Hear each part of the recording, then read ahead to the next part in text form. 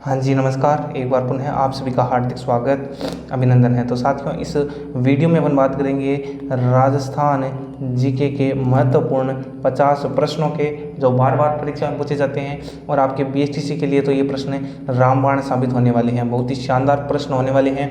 तो देखिए, पूरा वीडियो को देखिएगा। तो करते हैं आज की इस कक्षा को प्रारंभ। देखिए, पहला जो प्रश्न है, जैसलमेर शहर को निम्न में से किस लोकप्रिय नाम से भी जाना जाता है? सुनहरा शहर, गुलाबी शहर, नीला शहर और श्वेत शहर। तो सही उत्तर होगा सुनहरा शहर के नाम से जाना जाता है।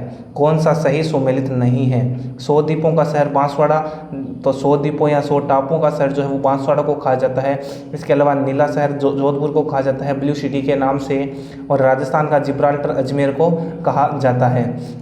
और मरुस्थल का जो प्रवेश द्वार है जैसलमेर नहीं होगा ना, मरुस्थल का प्रवेश द्वार जोधपुर को कहा जाता है, जोधपुर को कहा जाता है। तो ऑप्शन नंबर सी जो है असत्य हो जाएगा।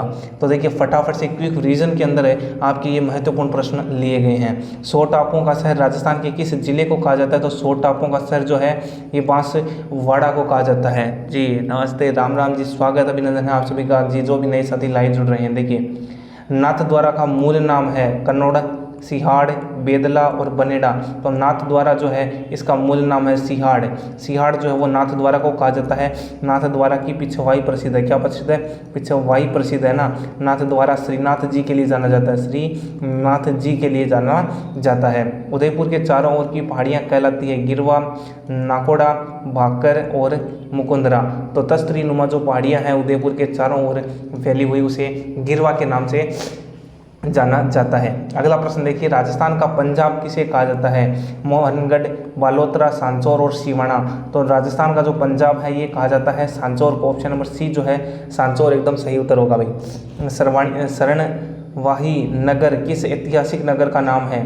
शरणवाही नगर सांबर, सिरोही, शाहपुरा और माधोपुर। शरणवाही नगर सिरोही को कहा जाता है। शरणवाही नगर के नाम से सिरोही को जाना जाता है। महत्वपूर्ण प्रश्न है भाई। अगला देखो, जैसलमेर शहर का प्राचीन काल में किस नाम से जाना जाता था? वल्लभ देश और मांड, ए व बी दोनों और मरुवर। देखिए, वह जैसलमेर जो है इसे मांड या वल्लभ प्रदेश या वल्लभ देश के नाम से इसको जाना जाता था, इसलिए ए व बी दोनों सही उत्तर हो जाएंगे।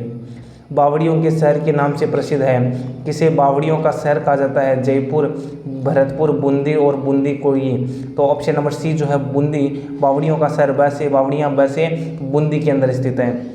प्राचीन शिलालेखों में जालोर को किस नाम से जाना जाता था? खिजराबाद, जयगढ़, जलालाबाद और जबालीपुर। तो जालोर जो है इसका प्राचीन नाम था जबालीपुर। क्या था? जाबलीपुर या जबालीपुर है। और जो बिजोलिया शिलालेख है, इस बिजोलिया शिलालेख के अंदर जालोर को जबालीपुर लिखा गया है ना। विजयावली, बिजोलिया को विजयावली लिखा हुआ है ना, भीनमाल को श्रीमाल लिखा हुआ है। तो ये आपको ध्यान रखने हैं। पीले पत्थरों का शहर के नाम के उपनाम से कौन सा प्रसिद्ध है? पीला पत्थर का शहर किसे कहा जाता है? जहाँ पर जो पत्थर है, भाटे जो होते हैं वो पीले पीले होते हैं। बीकानेर, जैसलमेर, भरतपुर, जोधपुर। तो पीला पत्थर जैसलमेर का प्रसिद्ध है। गंगानगर का प्राचीन नाम क्या था? तो गंगानगर का प्राचीन नाम था रामेनगर नाम था। हमीर मदमर्दन नामक साहित्यिक कृति के लेखक कौन है? हमीर मदमर्दन किसने लिखी थी? तो ये इसकी रचना है जय सिंह की रचना है। हमीर मदमर्दन किसकी रचना है? जय सिंह की रचना है। चेतावनीरा चुंगटिया नामक रचना किस क्रांतिकारी के द्वारा लिखी गई है? तो चेतावनीरा चुंगटिया जो है ये केसरी सिंह बारड के द्वारा रचित है, चेतावनीरा चुंगटिया। अगला देखिए, मारवाड़ राव परगनारी विगत के लेखक कौन है? सूरत सिंह, नवीन कवि, मोहनोत नैणसी और नरहरिदास। तो मारवाड़ राव परगनारी विगत जो है ये है अपने Mohnot Nainsi. Option number C जो है सही उत्तर हो जाएगा। लीलटांस के लेखक कौन है? लीलटांस के लेखक हो जाएंगे कन्हैयालाल सेठिया। और कन्हैयालाल सेठिया का संबंध कहाँ से आता है? चूरू जिले का सुजानगढ़ गांव, सुजानगढ़। पातल और पित्तल नाम की रचना इनके द्वारा लिखी गई है। डिंगल का हीरोज कहा जाता है। अगला देखिए, निम्न में से संगीत ग्रंथों में कौन सा ग्रंथ राणा कुंभा की कृति है? संगीत राज, संगीत मीमांसा, सुधा प्रबंध और कला निधि। तो ऑप्शन नंबर 1, 2, 3 संगीत राज, संगीत मीमांसा, सुधा प्रबंध जो है वो अपने महाराणा कुंभा की कृतियां हैं, इनके द्वारा रचित है। वेली कृष्ण रुक्मणी के रचनाकार कौन है? पृथ्वीराज राठौड़ जो है, पृथ्वीराज राठौड़ को वेली कृष्ण रुक्मणी ख्याल के प्रवर्तक माना जाता है। वेली कृष्ण रुक्मणी। अगला देखिए, ढोला मारूरा दुहा कृति के नायक ढोला का असली नाम क्या है? जो जिसमें ढोला जो है ढोला मारू में ढोला का असली नाम क्या है? तो साल है कुमार नाम है।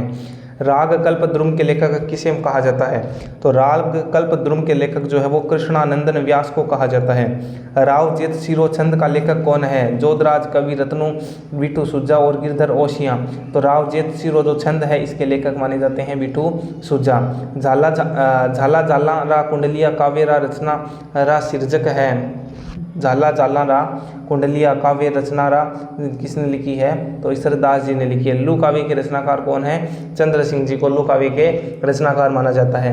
राजस्थानी भाषा का पहला उपन्यास कौन सा है? तो ये भी महत्वपूर्ण प्रश्न है भाई। राजस्थानी भाषा का पहला उपन्यास किसे कहा जाता है?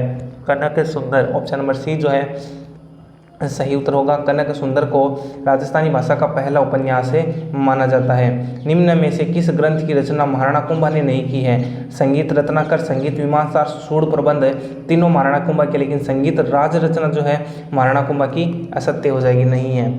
अचलदास किंची रिवचनिका नामक ग्रंथ का रचयिता कौन है? दयालदास, करणीदान, शिवदास गाडन और बांकीदास। तो अचलदास किंचरी निर्वचनिका जो है इसके रचयिता है शिवदास जी गाडन। अगला देखिए, निम्न में से कौन से जिले में राठ क्षेत्र के अंतर्गत आते हैं? राठ क्षेत्र के अंतर्गत कौन से जिले आते हैं? राठ, तो राठ क्षेत्र जो आता है अपना जो मेव क्षेत्र है, अलवर भरतपुर वाला जो क्षेत्र है, इसे राठ क्षेत्र भी कहा जाता है। ऑप्शन नंबर ए जो है सही उत्तर हो जाएगा। वह स्थान जिसे प्राचीन भारत का टाटानगर कहा जाता है, प्राचीन भारत का टाटानगर राजस्थान का जो रेड जिला है, रेड स्थान है, इसे कहा जाता है। नलियासर को नहीं कहा जाता है ना, रेड स्थान को टाटानगर कहा जाता है। राजस्थान के विभिन्न नगरों एवं उनके प्रचलित नामों का युग्म सम्मिलित कीजिए। ओशिया, उपकेशपट्टनम, बयाना को श्रीमाल नहीं कहा जाता है ना, भीनमाल को कहा जाता है। किसको कहा जाता है? भीनमाल को कहा जाता है। बाड़मेर को श्रीपंत नहीं कहा जाता है। करौली को कोठी भी नहीं कहा जाता है। ओशिया को उपकेशवपट्टनम कहा जाता है। अगला देखिए, राजस्थान के कौन से शहर को पूर्व का वेनिस कहा जाता है? तो पूर्व का वेनिस उदयपुर को कहा जाता है। पूर्व का वेनिस उदयपुर को कहा जाता है। राजस्थान का कौन सा जिला डांग की रानी के नाम से प्रसिद्ध है? डांग की रानी करौली को कहा जाता है भाई। डांग की रानी किसे कहा जाता है? तो डांग की रानी करौली को कहा जाता है। जैसलमेर राज्य का गुंडाराज नामक पुस्तक किसने लिखी थी? जैसलमेर राज्य का जो गुंडाराज है, इस पुस्तक के रचयिता थे क्रांतिकारी सागरमल गोपा, जिनका संबंध भी जैसलमेर से आता है। बिज्जी किस साहित्यकार का उपनाम है? बिज्जी किसे कहा जाता था? तो बिज्जी नाम जो था वो था विजयदान देथा का। विजयदान देथा का जो है वो उसका नाम था बिज्जी। कुवलयमाला किसके द्वारा लिखी गई है? तो उद्योतन सूरी के द्वारा कुवलयमाला की रचना की गई है। मोहनोत वेली कृष्ण रुक्मणी का रचनाकार कौन है? पृथ्वीराज राठौड़। निम्न में से कौन राज तरंगिणी का लेखक है? तो कल्लन जो है उनको राज तरंगिणी का लेखक माना जाता है। पाथल और पिथल की कवि किसकी रचना है? किस कवि की रचना है? तो कन्हैयालाल सेठिया की रचना है पाथल और पिथल। पृथ्वीराज चौहान तृतीय सभी चौहान शासकों में सबसे प्रसिद्ध वर्ष की आयु में सिंहासन पर बैठे थे। तो कितने वर्ष की आयु पर उन्होंने सिंहासन धारण किया था? तो सबसे बाल्यावस्था में केवल और केवल 11 वर्ष की अवस्था में जो है ये शासन पर बैठे थे पृथ्वीराज चौहान तृतीय।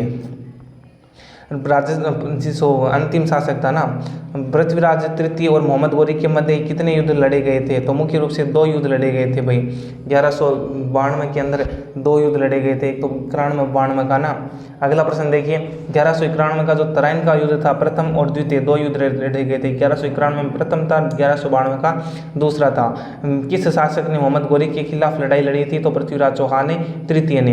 कर्पूरी देवी किस शासक की माता थी? तो पृथ्वीराज चौहान तृतीय की माता थी और ये इनकी संरक्षिका भी रही थी। अजमेर का पराक्रमी चौहान शासक जिसने दिल्ली पर विजय प्राप्त कर अपने साम्राज्य में शामिल कर लिया था वो था विग्रहराज चतुर्थ। और इसकी रचना जो है हरिकेली नाटक है, वो भी महत्वपूर्ण है। इसकी रचना कौन सी है? हरिकेली नाटक। और प्रथम प्रतापी शासक था चौहानों का जिसने दिल्ली तक अपना शासन स्थापित कर लिया था।